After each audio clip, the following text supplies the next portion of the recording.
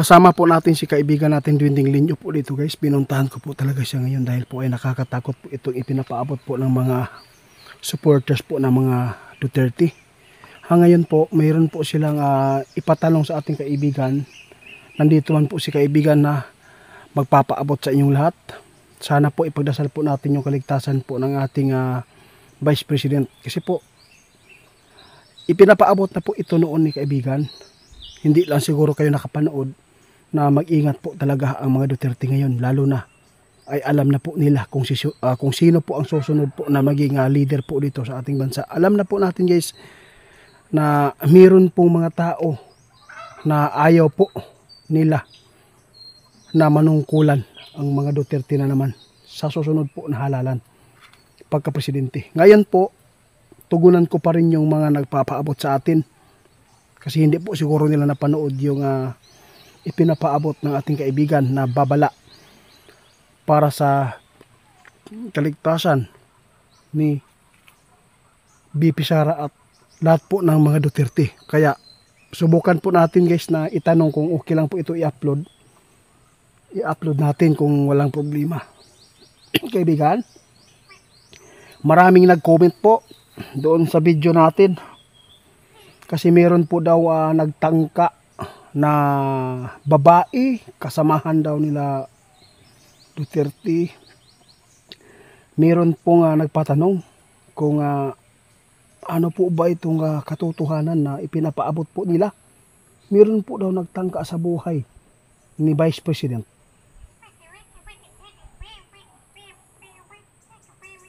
Guys, ito ang sinabi ng ating kaibigan.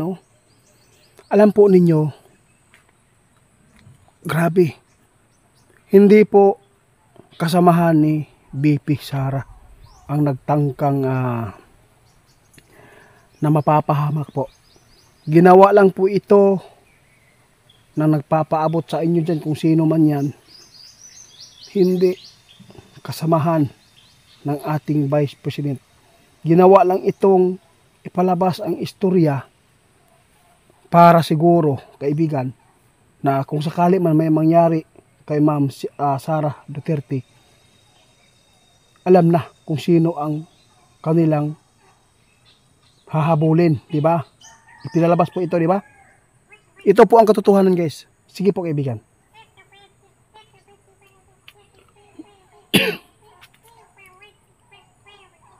Ito ang sabi ng ating kaibigan. Sa totoo lang, guys, napakadelikado po ang mga Duterte ngayon. No? Kahit walang marinig ninyo, walang naririnig po niyo doon sa iba, no?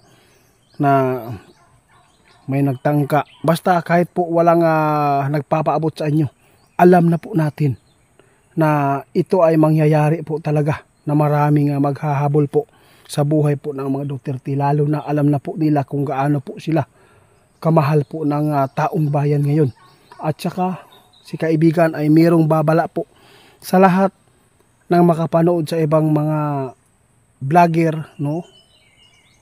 Tingnan po ninyo kung sino po talaga ang nagsasabi po ng katotohanan.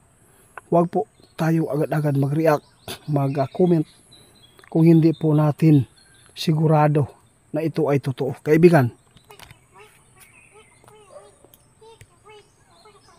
oo nga, tama po kayo. Ipinapaabot na po niya noon ito, guys. Hinulaan na po ito ni kaibigan na dapat mag-ingat ang mga Duterte dahil po maraming tao na pwedeng magrumentado, gumawa po ng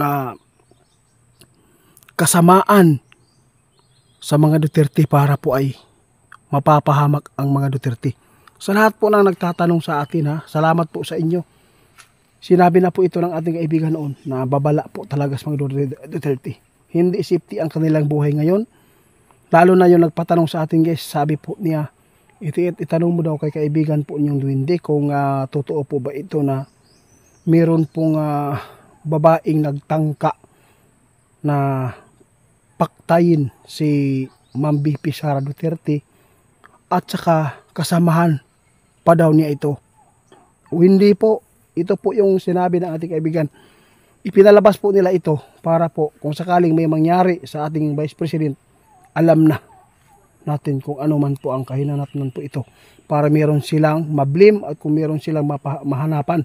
Ito po kagaling po ang mga tao ngayon. Kaya mag-ingat po talaga, no? Ipashare na po, ipakishare na po itong video natin, guys.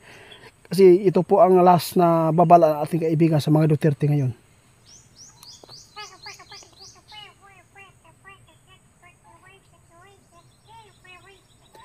Hindi lang po si Vice President ang delikado dito.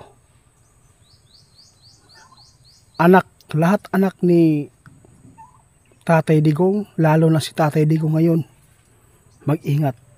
Dahil po ay napakadelikado ang kanilang buhay ngayon.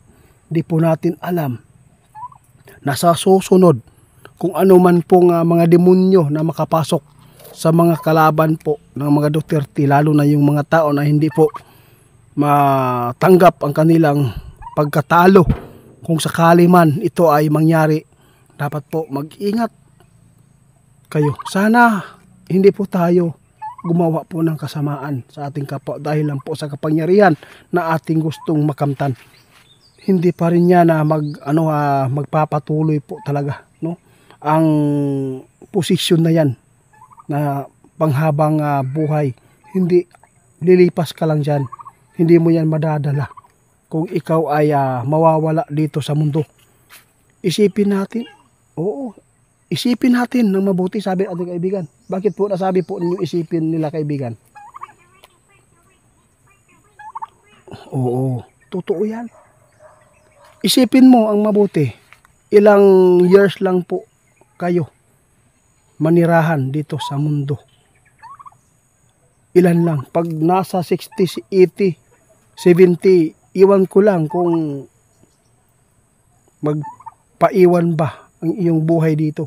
Ito po ang pakatandaan natin. Huwag po nating sayangin na gumawa tayo ng mga kasamaan sa kapwa para lang po makamtan mo ang kapangyarihan. Hindi po maganda, no?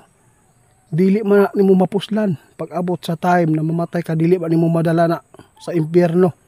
Kaya kaibigan, maraming salamat sa inyong nakita ngayon sa mga banta sa buhay po ng mga Duterte. Alam natin, oo, ipinapaabot na po ninyo ito noon. Kaya lang hindi po siguro sila nakapanood na mayroon pong magtangka talaga na buhay po ng mga Duterte. Lalo na ay alam na po nila kung gaano sila kamahal po ng taong bayan ngayon. Kaya ang iba, hinuli. Yung mga supporters po ng Duterte doon sa ibang bansa, alam po nila kung gaano karami na nagmamahal sa kanila. Kaya sana po hindi po kayo magalit sa ipinapaabot po ng ating mga subscriber. Tinugunan lang po natin kasi meron po tayong hula po doon sa buhay po ng mga Duterte ngayon.